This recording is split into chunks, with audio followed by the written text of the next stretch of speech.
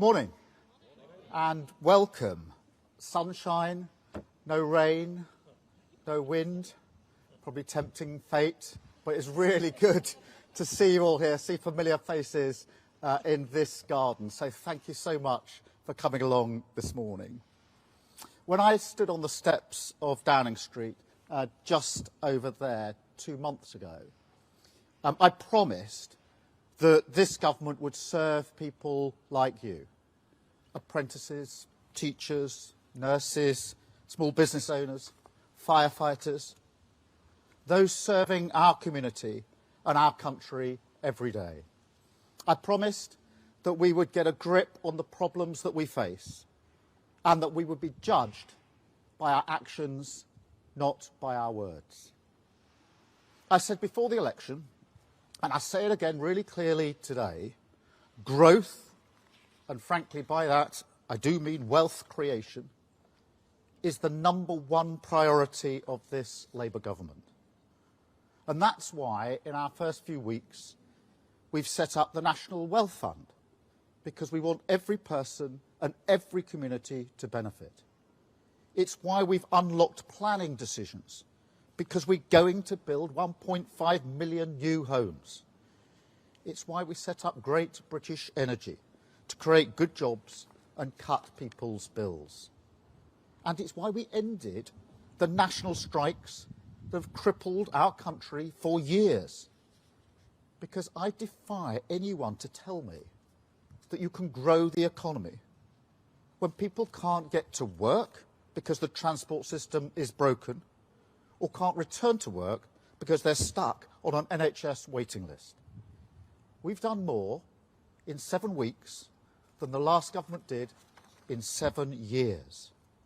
And these are just the first steps towards the change that people voted for, the change that I'm determined to deliver. But before the election, I also gave a warning. I said change would not happen overnight. When there's a deep rot at the heart of a structure, you can't just cover it up. You can't just tinker or rely on quick fixes. You have to overhaul the entire thing, tackle it at root, even if it's harder work and takes more time. Because otherwise, what happens? The rot returns in all the same places, and it spreads worse than before. You know that, I know that, and that's why this project has always been about fixing the foundations of our country. But I have to be honest with you, things are worse than we ever imagined. In the first few weeks, we discovered a £22 billion black hole in the public finances. And before anyone says, oh, this is just performative or playing politics, let's remember the OBR did not know about it. They wrote a letter setting that out. And they didn't know because the last government hid it. And even last Wednesday, just last Wednesday, we found out that thanks to the last government's recklessness, we borrowed almost £5 billion more than the OBR expected in the last 3 months alone. That's not performative, that's fact. But as well as the things that we've discovered, we've also seen shocking scenes across the nation. A mindless minority of thugs who thought that they could get away with causing chaos, smashing up communities and terrifying minorities, vandalising and destroying people's property, even trying to set fire to a building with human beings inside it. And as if that wasn't despicable enough, people displaying swastika tattoos, shouting racist slurs on our streets, Nazi salutes at the cenotaph, the very place we honour those who gave their lives for this country, desecrating their memory under the pretence, and it is a pretence, of legitimate protest.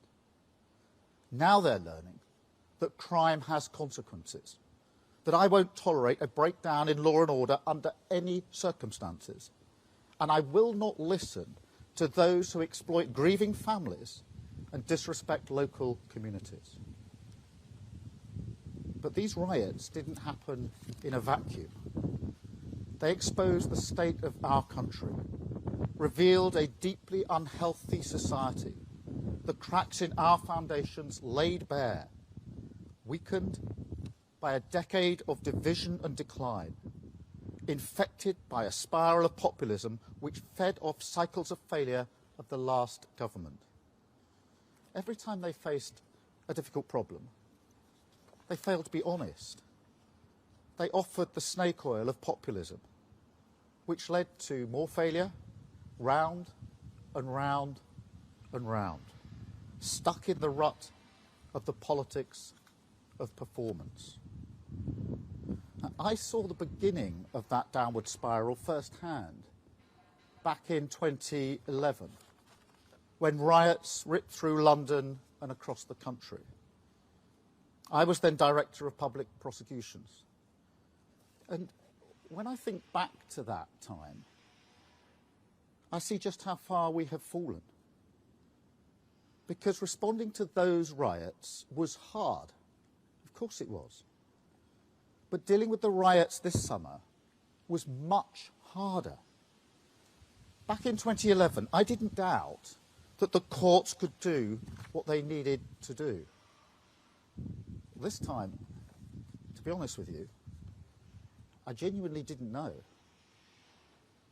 Let me tell you this, every day of that disorder, literally every day, we had to check the precise number of prison places and where those places were to make sure that we could arrest, charge and prosecute people quickly. Not having enough prison places is about as fundamental a failure as you can get. And those people throwing rocks, torching cars, making threats, they didn't just know the system was broken. They were betting on it, gaming it. They thought, they'll never arrest me. And if they do, I won't be prosecuted. And if I am, I won't get much of a sentence. They saw the cracks in our society after 14 years of failure, and they exploited them. That's what we've inherited. Not just an economic black hole, a societal black hole. And that's why we have to take action and do things differently. And part of that is being honest with people about the choices that we face, how tough this will be. And frankly, things will get worse before they get better. I didn't want to release prisoners early. I was chief prosecutor for 5 years. It goes against the grain of everything I've ever done. But to be blunt, if we hadn't taken that difficult decision immediately, we wouldn't have been able to respond to the riots as we did. And if we don't take tough action across the board, we won't be able to fix the foundations of the country as we need. I didn't want to means test the winter fuel payment, but it was a choice that we had to make, a choice to protect the most vulnerable pensioners while doing what is necessary to repair the public finances. Because pensioners also rely on a functioning NHS, good public transport, strong national infrastructure. They want their children to be able to buy homes. They want their grandchildren to get a good education. So we have made that difficult decision to mend the public finances so everyone benefits in the long term, including pensioners. Now that is a difficult trade-off, and there will be more to come. I won't shy away from making unpopular decisions now if it's the right thing for the country in the long term. That's what a government of service means. This shouldn't be a country where people fear walking down their street. Their TVs showing cars and buildings being set on fire. This shouldn't be a country where the Prime Minister can't guarantee prison places. This shouldn't be a country where people are paying thousands more on their mortgages or waiting months for hospital appointments they desperately need, where our waters are filled with sewage, where parents worry that their kids won't get the opportunities that they did, where nothing seems to work anymore. So when I talk about the inheritance the last government left us, the £22 billion black hole in our finances, that isn't about a line on a graph. That's about people's lives, your lives. And the Tories are still not being honest. They know their recklessness cost them the election, but they won't accept the cost that they've inflicted on the country. And they won't apologise for what they've cost you.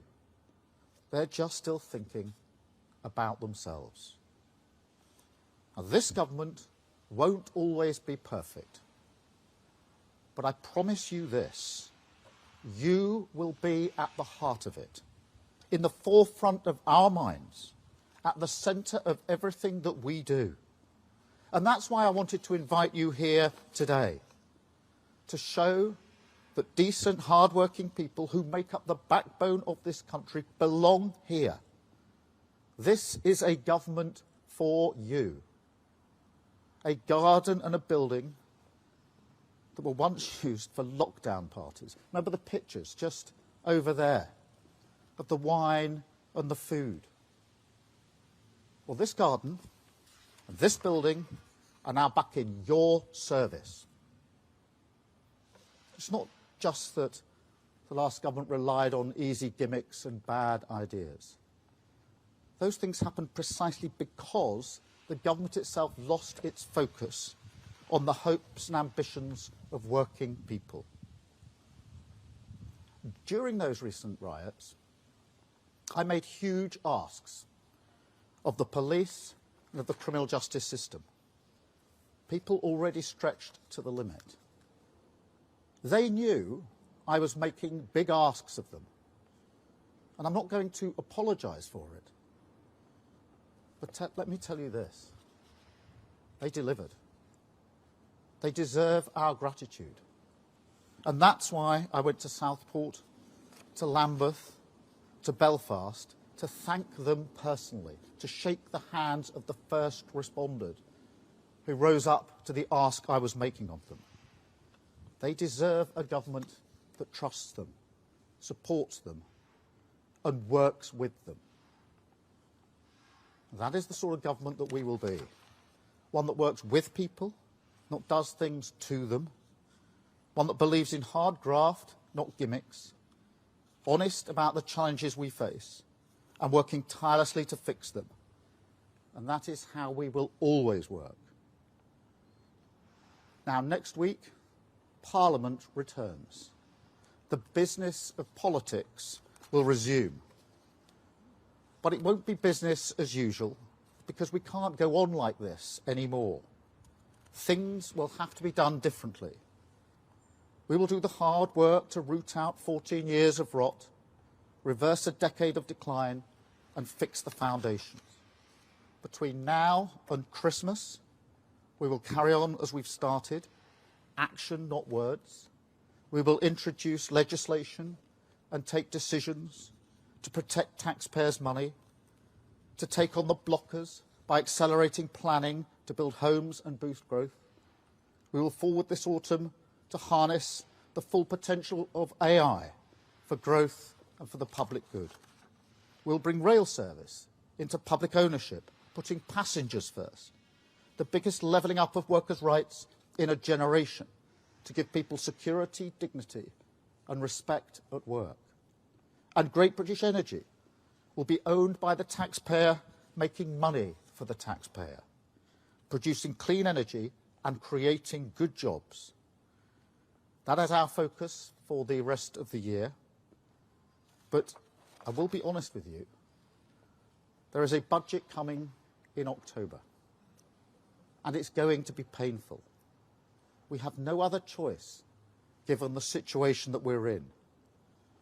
Those with the broadest shoulders should bear the heavier burden, and that's why we're cracking down on non-DOMs. Those who made the mess should have to do their bit to clean it up, and that's why we're strengthening the powers of the water regulator and backing tough fines on the water companies that have let sewage flood our rivers, lakes and seas. But just as when I responded to the riots, I'll have to turn to the country and make big asks of you as well, to accept short-term pain for long-term good, the difficult trade-off for the genuine solution. And I know that after all that you have been through, that is a really big ask and really difficult to hear. That is not the position we should be in. It's not the position I want to be in.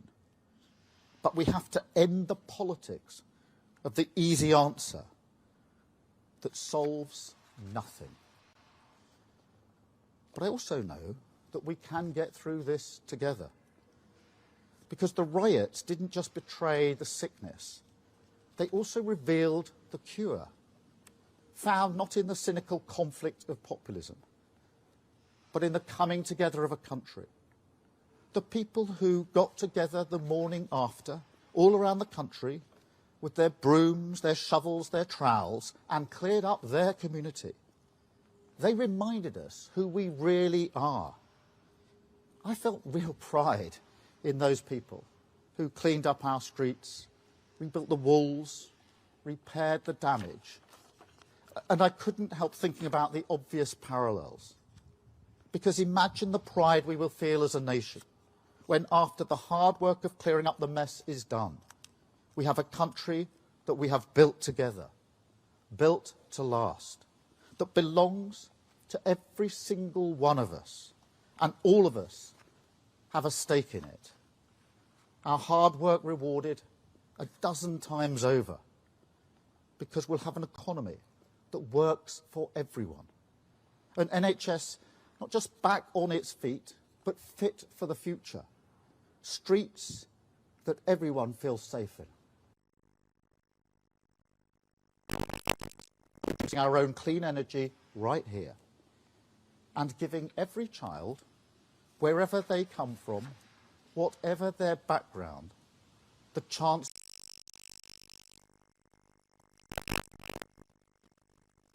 of that prize. I won't lose sight of what we were elected to do. And most importantly, I won't lose sight of the people that we were elected to do it for. You. This is... Let's fix it together. Thank you very much. Thank you.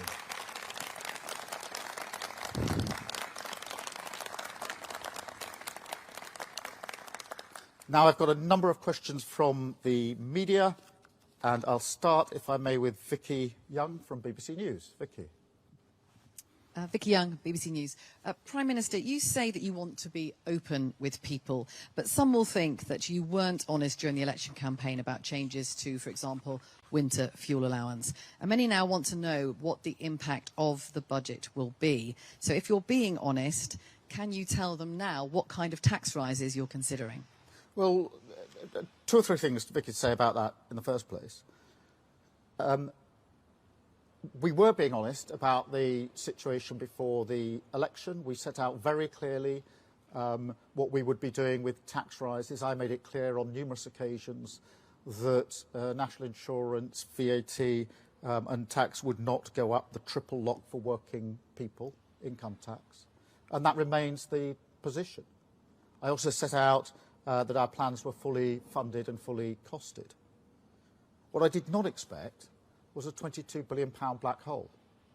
And I know the Tories say that's performative. If it's performative, why didn't the OBR know about it?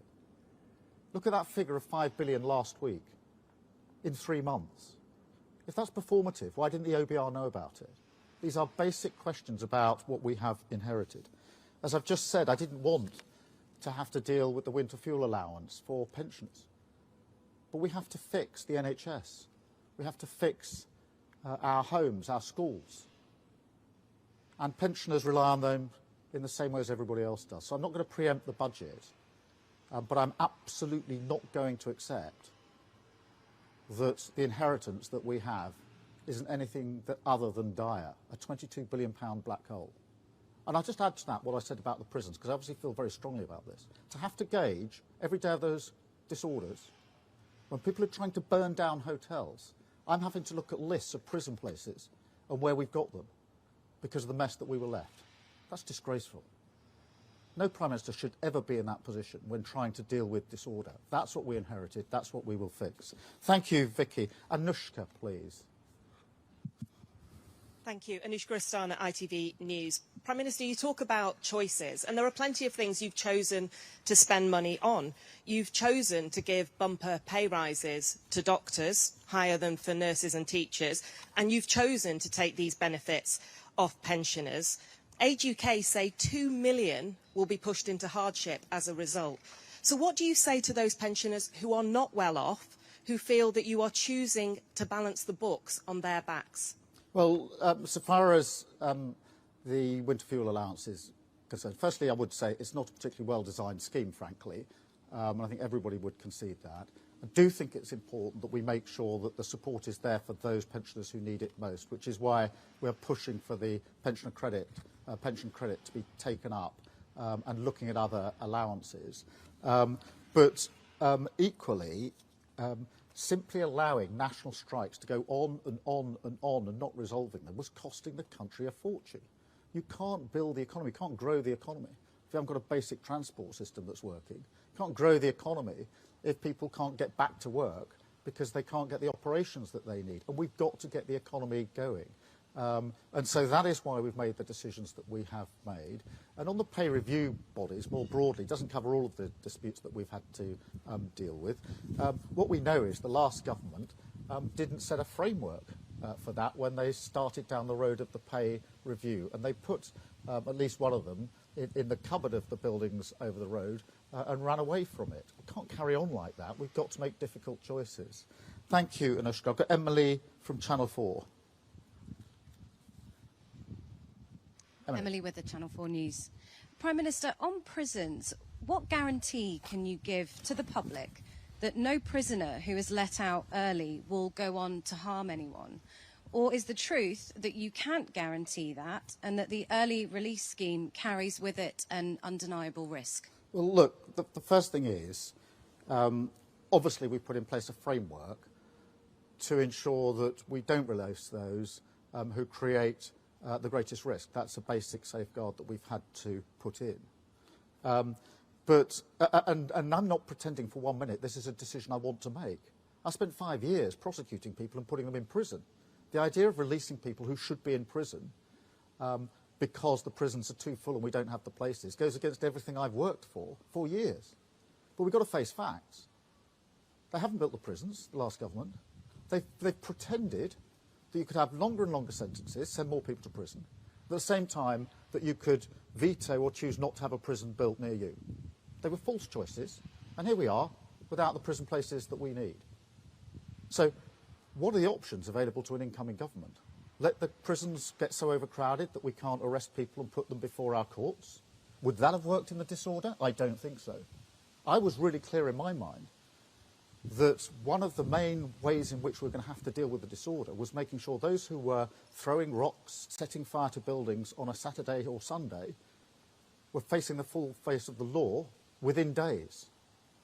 I had to create the conditions for that, because the alternative, you would be putting a question to me saying, how come all these people in disorder didn't even get arrested, have not been put before the courts and can't be sentenced because we haven't got any places? This is not a decision that I wanted to take. It's not a decision that any Prime Minister would want to take. And I can't tell you how shocked I was when I discovered the full extent of what they've done with our prisons. And it's going to take time to fix it. I can't build a prison by Saturday. We will fix it. We've already taken the measures that are necessary to make sure we can get through the disorder. But I shouldn't be sitting in the Cobra room with a list of prison places across the country on a day-by-day basis, trying to work out how we deal with disorder. But that's the position I was put in, and it's frankly not good enough. Thank you, Emily. Beth. Thank you, Prime Minister. Beth Rigby, Sky News. Prime Minister, you say you want to build trust and be honest with people. You've got off to a bad start with pensioners who voted for you, and then you cut their winter fuel allowance, and it wasn't in your manifesto. You also said in the general election you had no plans to raise taxes beyond what you'd set out in your manifesto. Now you're saying something else. So can you please level with people? Are you going to raise taxes? And are you looking, when you talk about the broadest shoulders, are you looking at taxes on working people? Or are you now looking at a range of wealth taxes on shareholders, homeowners, big business? Thank you. But as I said in the campaign, in relation to working people, income tax, VAT, national insurance, we will not increase tax. I was clear before the election, I'll be clear again after the election. Obviously, the budget is in a number of weeks and the detail will be set out there. But I say again what I said before the election, which is we have to get away from this idea that the only levers that can be pulled are more taxes or more spending. Our number one mission is to grow the economy, to make sure that we are creating the money in the first place. That remains the number one mission. Nothing knocks that mission. And that's why it's really important we have a transport system that works. That's why it's really important we have an NHS capable of getting through the backlog. That's why it's important we have the National Wealth Fund, Great British Energy, that we unlock planning so that we can get on. All of those decisions are decisions we've taken in the first 7 weeks to make sure we get the economy where we need it. But we're going to have to take tough decisions. I did not cater for a £22 billion black hole. And that's because it wasn't on the ABR's books. We were looking at the available, as you were, the available material. But it wasn't there. The OBR didn't know about it. That's why they're conducting a review, is to find out why they didn't know about it. But £22 billion black hole on top of what we knew to be the situation is a problem that I'm not just going to pretend isn't there or that we can easily fix. We're going to have to fix it. We're going to have to fix it quickly, because I genuinely do not think that the politics where we simply pretend things can be done that can't be done is working. And we will do it straight away. That's why I call about sort of getting the rot out now. Because if we don't do it, if we paper over it, we know what's going to happen. It's like the damp or whatever. Anybody who's ever decorated a house knows how this works. Pretend it isn't there, paper over it, and guess what? In a year's time, it's 10 times worse. We're not going to do it that way. Thank you, Beth. I'm going to take Andy Bell, if only, so that, where is Andy? Andy, if only, so I could say personally into your face, well, fantastic on your daughter's achievement in the Olympics. Georgia was absolutely brilliant. We were all glued to our sets, and please convey our congratulations to us. I know many people already have. Andy. Thank you. Well, I wasn't quite expecting that, but thank you very much for that message. Prime Minister, you talk about getting the rot out. Your administration's already been criticised for making a lot of appointments, political appointments, inside the civil service, inside what should be strictly non-political appointments. Wouldn't it be a good idea to have a review now by your Commissioner for Ministerial Standards, just to set the record straight, to clear the air? Because at the moment, a lot of people are wondering whether you really are getting the rot out in terms of the way public administration works. Well, look, Andy, most of these allegations and accusations are coming from the very people that dragged our country down in the first place. So you'll forgive me if I take that approach to it. We are going to fix the foundations. We've got to do it at speed, and I'm determined to have the right people in the right places to allow us to get on with that job. I'm enormously aware of how big a task this is and how we have to move at pace. And that's why we're getting the best people into the best jobs. But I'm not really going to take lectures on this from the people who dragged our country so far down in the last few years. Thank you. I've got Kieran from The Guardian. Thank you. Kieran Stacey from The Guardian. Just on that theme, can you tell us why you've cancelled the appointment of your new National Security Advisor? And can you pledge that there will be an open and transparent process to replace that person? Yes. Of course, there'll be an open and transparent process. And no, I'm not going to publicly discuss individual appointments. Thank you. Jack from The Sun. Thank you, Prime Minister. Jack Elson from The Sun. You've made clear today your reasoning for giving big pay rises to public sector workers, but now you've shown you're willing to get your chequebook out. do you not risk spending the rest of your premiership playing a game of whack-a-mole with ever-growing union demands? And just quickly, you spent a lot of time today looking back in anger, but are you happy that Oasis has decided to reform on your watch? What can I say in relation to that? It's very, very good. It's a great song. I'm not sure I'm the best place to champion it after the last 20 or 30 minutes. But look, let's see what happens with Oasis. In relation to the pay settlement, look, we were very clear before the election we weren't going to meet the demands of the unions.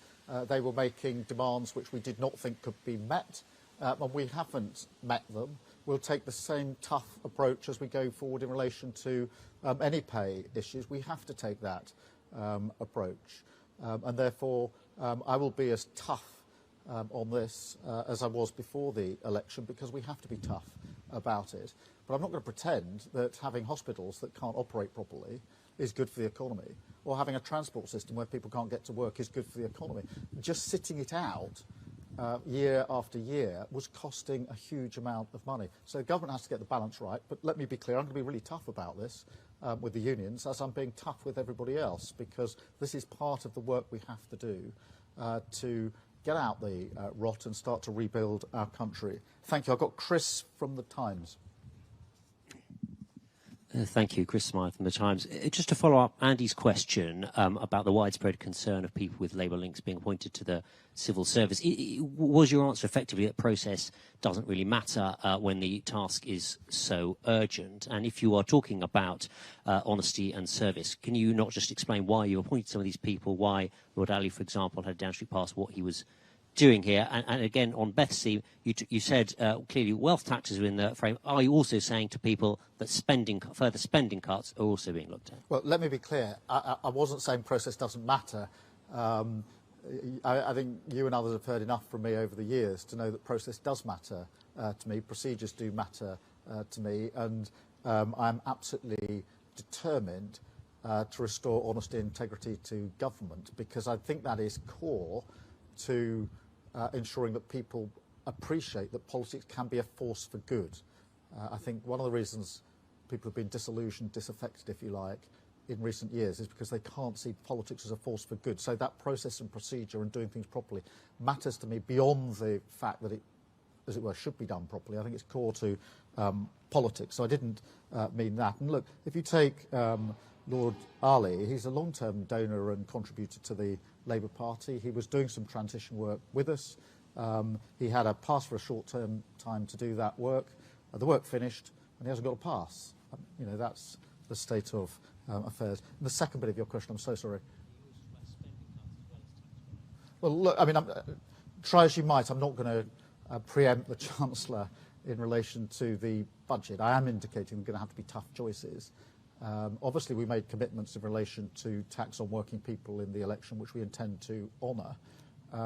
And I frankly don't want to have to take the tough decisions that we're going to have to take, but I'm not going to shy away. I genuinely think one of the problems in politics has been people standing at podium like this, pretending that hard choices don't need to be made, or pretending or knocking things down the road. We've seen, I don't know how much, just knocked down the road, the other side of the election. Get it somewhere else. Don't take the decision. It's what happened with prisons. Decision should have been taken a long time ago. But each month it was just knocked another month, another month, another month, hoping somebody else would pick up the mess. We can't go on like that, so we're going to have to grip it, and I want to grip it early. And that's why I said in my speech, if we have to make unpopular decisions now, in the short term, to make sure the long term we can actually do the change that we want to do. The 5 missions in terms of rebuilding this country are really important to me. But I know I'm not going to be able to do them if I don't clear out the rot first and take those tough decisions. Thank you. I've got Daniel from The Telegraph. Hello, Daniel Martin from The Telegraph. How can you justify strike agreements with the unions when there's no it doesn't include any agreement to increase productivity? And secondly, on Ukraine, do you believe that Ukraine has the right to use Storm Shadow in Russia? Let me deal with both aspects of that. Look, we came to settlements on the pay disputes, which I think people would say were fair. The rate, what was asked was not what was given. There was clear negotiation in those discussions. And as I say, we can't pretend that strikes, which have been going on a long time, are doing anything other than holding our country back and costing us a future. There's no neutral cost to this. In relation to Ukraine, as I've said many times, the position of this government is no different to the position of the last government. No new decisions or different decisions have been taken. We have put additional resource in terms of what we're providing, both money commitments and weapons commitments. I'm not pretending the last government wouldn't have done that, by the way, because I genuinely think one of the good things about recent years in relation to Ukraine, and there's not much good that can be said of it, is that there's been a unity in Parliament on that. And as I've said to President Zelensky and the people of Ukraine, we will stand with them for as long as it takes. I'm not going to get into tactical questions about the use of weapons for reasons that I know you'll understand. David from the Mirror. Thanks, Prime Minister. Dave Boak from the Daily Mirror. Prime Minister, on the subject of hard choices, will safe and legal routes be extended on your watch, and do you think this can play a role in stopping the boats? Well, so far as stopping the boats is concerned, we have got to take down the gangs that are running the vile trade in the first place, which is why we're setting up the Border Security Command. It's why when we had the European Political Community meeting just 2 weeks after I was elected, and we had 46 European leaders to Blenheim, I discussed with them in some detail how we would work better together to take down the gangs that are running this vile trade in the first place. I'm absolutely clear in my own mind that that's how it will be most effectively done. Just as in the recent riots, I drew on my experience of 2011 in terms of what worked to deal with the riots, so with the gangs that are running this vile trade, drawing on my experience of having taken down terrorism gangs, those that smuggle guns and drugs, I think that the same can be done with those that are running this vile trade. Thank you. And then Lucy from the FT. Thank you. Lucy Fisher. Prime Minister, you've spoken today about restoring honesty and integrity to government, and in your manifesto you pledged to establish a new independent ethics and integrity commission with its own independent chair. You've been in Downing Street for more than 50 days now. Can you commit to telling us when you're going to launch this commission, and can you confirm today that the chair will have the power to launch their own probes autonomously, and that they will be able to publish independent verdicts from those probes? Thank you. Well, Lucy, look, that is a commitment that we made. We will stick to it. I don't have a precise date. I do think it's important that it can initiate its own inquiries, if you like, because that has been an inhibitor in the past. So that commitment stands. As soon as we've got a date, I'll give you a date. But I am very keen that it has the ability to start investigations under its own steam, because I think that's one of the bits that's been missing. Thank you all very much indeed. Thank you.